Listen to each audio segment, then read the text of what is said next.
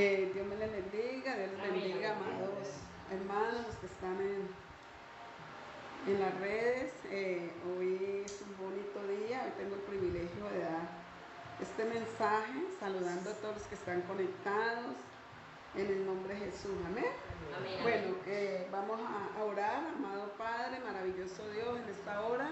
Presentamos esta palabra delante de tu presencia, dándote gracias, Padre amado, porque tú eres el que habla, porque tú eres, Señor, el que ministra nuestras vidas, el que ministra, Señor, a nuestras almas, a nuestro espíritu, el que nos levanta, el que nos restaura, en el nombre de Jesús, Señor. Y te pedimos, amado Espíritu Santo, que seas tú hablando, Señor, esta palabra, dándonos el entendimiento y la sabiduría, Padre, en el nombre de Jesús, amén y amén. Amén, amén, amén. Bueno, el título de hoy, esto es una palabra de restauración, ¿sí?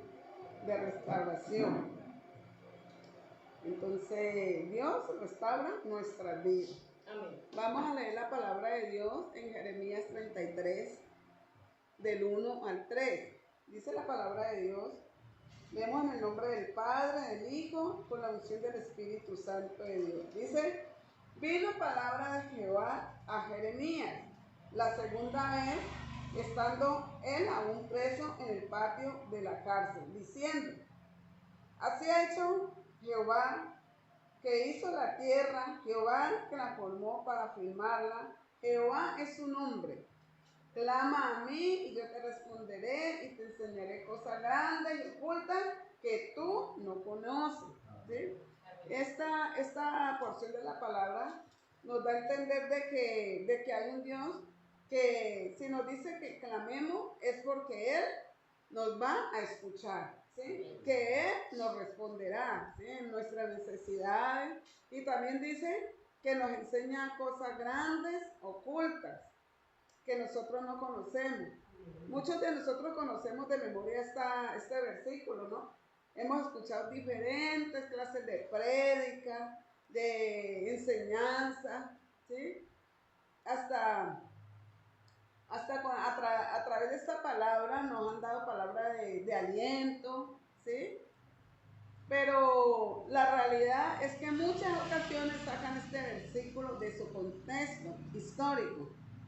¿Qué es un contexto? O sea, a nosotros nos dice que clamemos, ¿cierto? Clama a mí, yo te responderé y te enseñaré cosas grandes, ocultas, ¿sí? Muchas veces nosotros clamamos por el carro, por la casa, por la beca, ¿sí? Por la finca, ¿sí?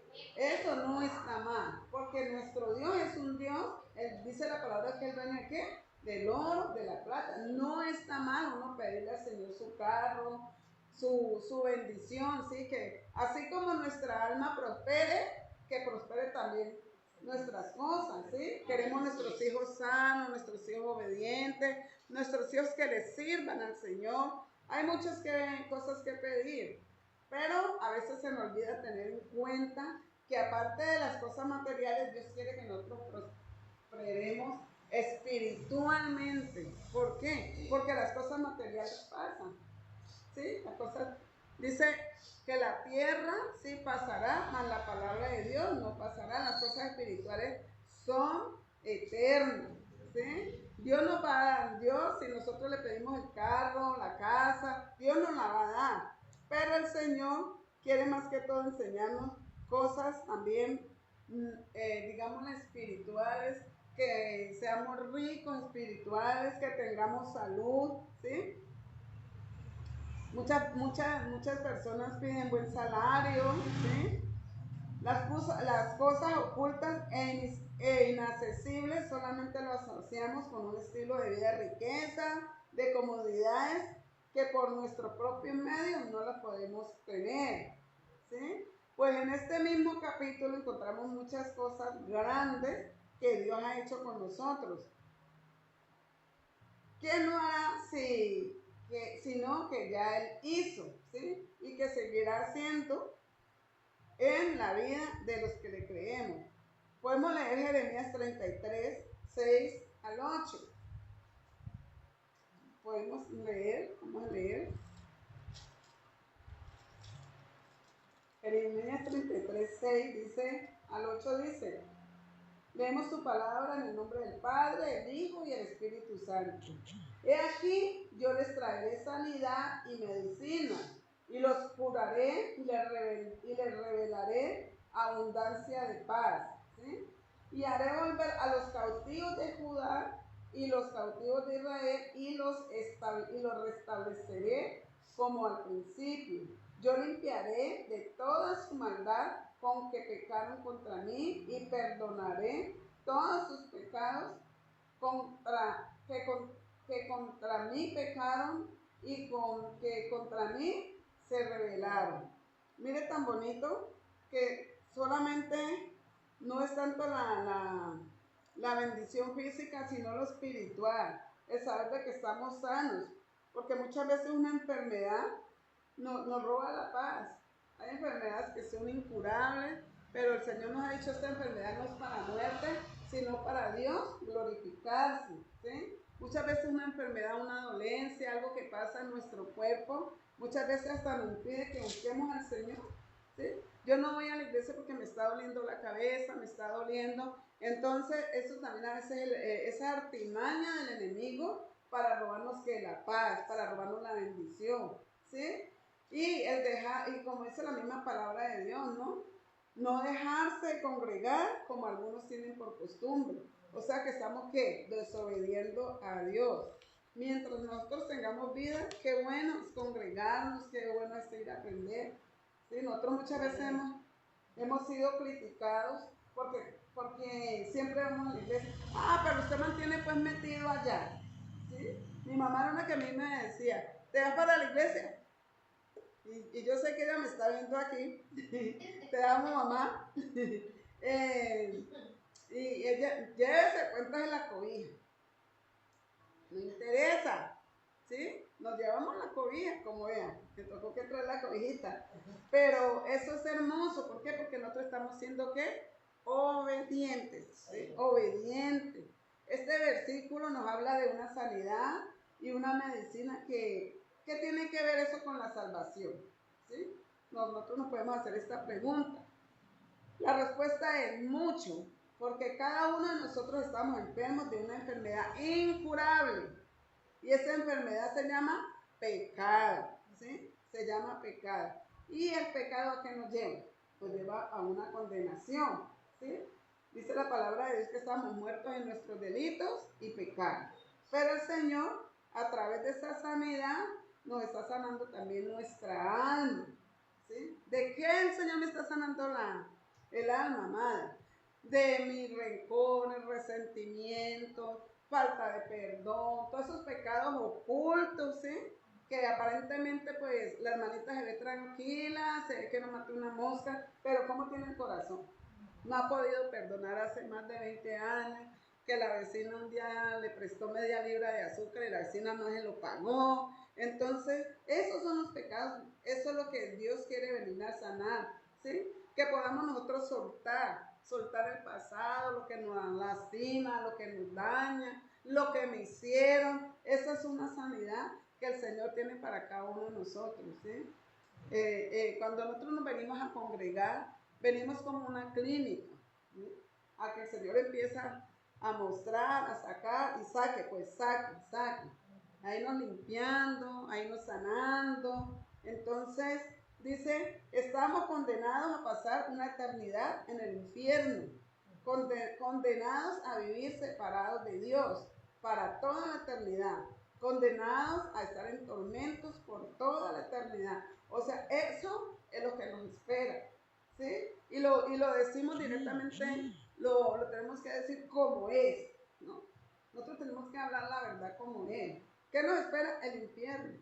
No le podemos poner florecitas, no, hermana, tranquila, que si usted se muere sin perdonar, que si usted se muere con esa raíz de amargura, los rezos, los responsos, ¿sí? Las 7 misas, los 3 padres nuestros la vas a sacar. No.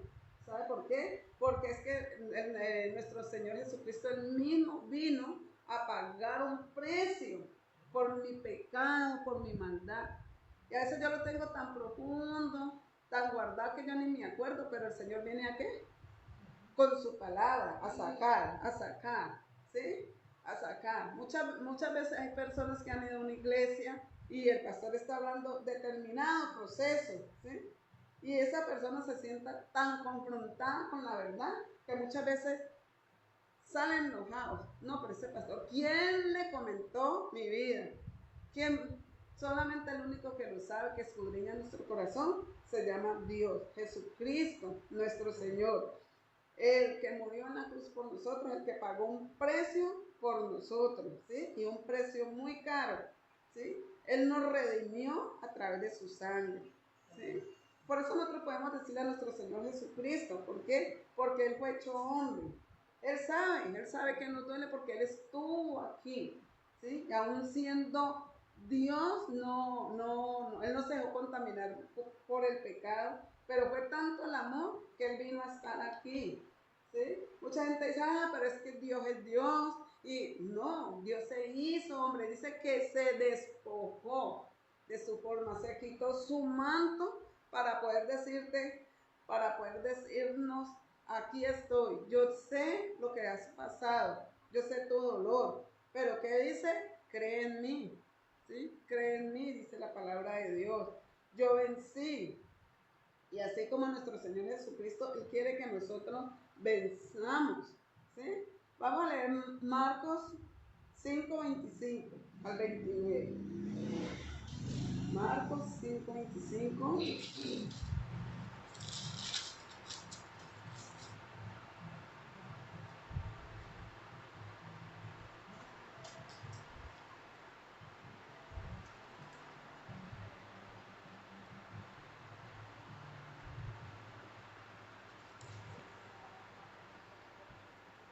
Bueno, 5:25. 5:25.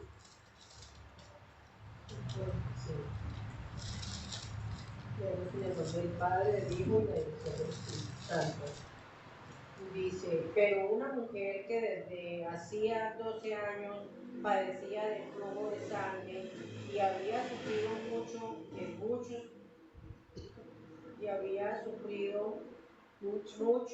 muchos médicos y gastado todo lo que tenía y nada había aprovechado, antes le iba peor. ¿Sí?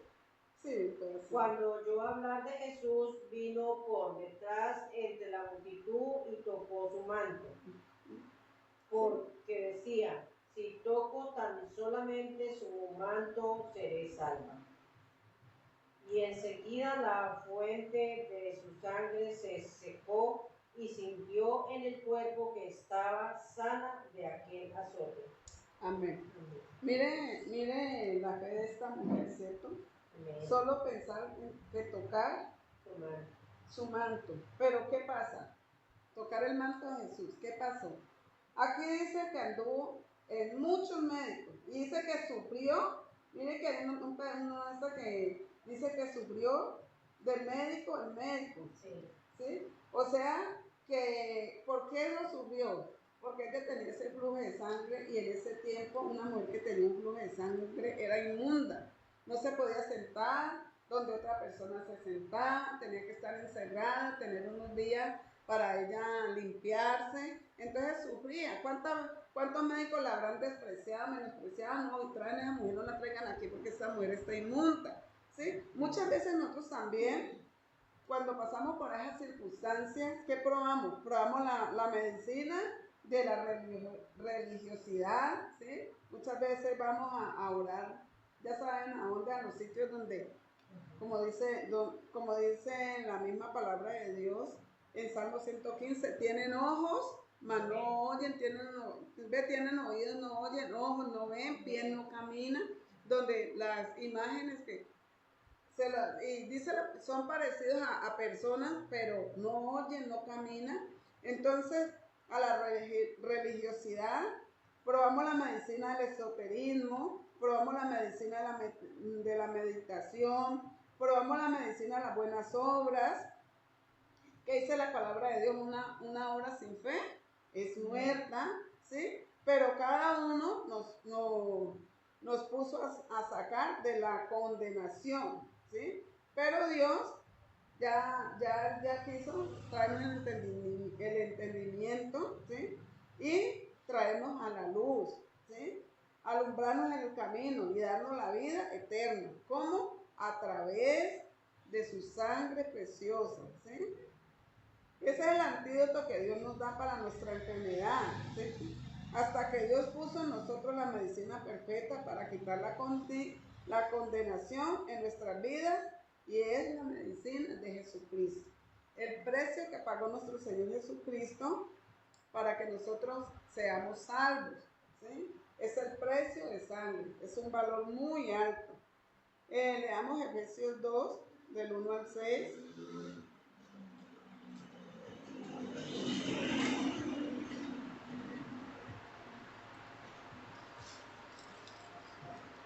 Vamos a Efesios 2, del 1 al 6.